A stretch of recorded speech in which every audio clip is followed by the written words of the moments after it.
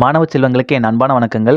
நாம 10th மேக்ஸில் ஏற்கனவே அரசு பொதுத் தேர்வில் கேட்ட 2 மார்க் அண்ட் 5 மார்க் கொஸ்டின் பார்த்துட்ருக்கோம். இப்போ யூனிட் 8ல் புள்ளியியலும் நிகழ்தகவும் பாடத்தில் எடுத்துக்காட்டு 8.20 பார்க்க போகிறோம். வாங்க கொஸ்டினை பார்க்கலாம்.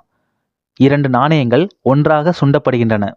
2 நாணயங்கள் 2 காயின் எடுத்து ஒரே டைமில் நம்ம சுண்டுறோம். 2 நாணயங்களிலும் வெவ்வேறு முகங்கள் கிடைப்பதற்கான நிகழ்தகவு என்ன?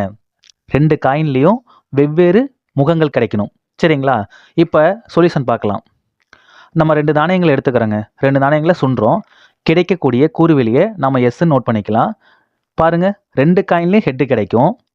அல்லது ஒரு காயினில் ஹெட்டு, இன்னொரு காயினில் டெய்லு, அல்லது டெய்லு ஹெட்டு, அல்லது டெய்லு டெய்லு. சரிங்களா? இப்படி தாங்க கிடைக்கும், வேறு வாய்ப்பே இல்லை.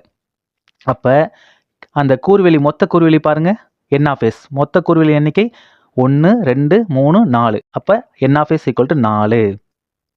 அடுத்தது ஏ ஆனது நாணயங்களில் வெவ்வேறு முகங்கள் கொண்ட நிகழ்ச்சி என்க. ஏன்னா அதுதான் கொஸ்டின். கொடுத்துருக்க கொஸ்டினை ஏன்னு வச்சுக்கிறோம். வெவ்வேறு முகங்கள்னா இங்கே பாருங்கள், இங்கே ஹெட்டு ஹெட்டு ரெண்டுலேயும் ஒரே முகம் கிடச்சிருக்கு. அப்போ இதை விட்டுடலாம். இது வெவ்வேறு முகமாங்க, ஹெட்டு டெய்லு, அப்புறம் டெய்லு ஹெட்டு.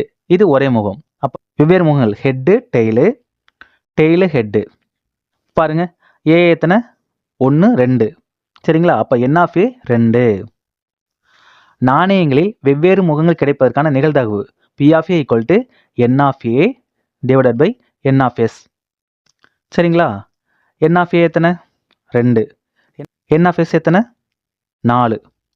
2/4. பாருங்கள், 1 2 2 4 1/2.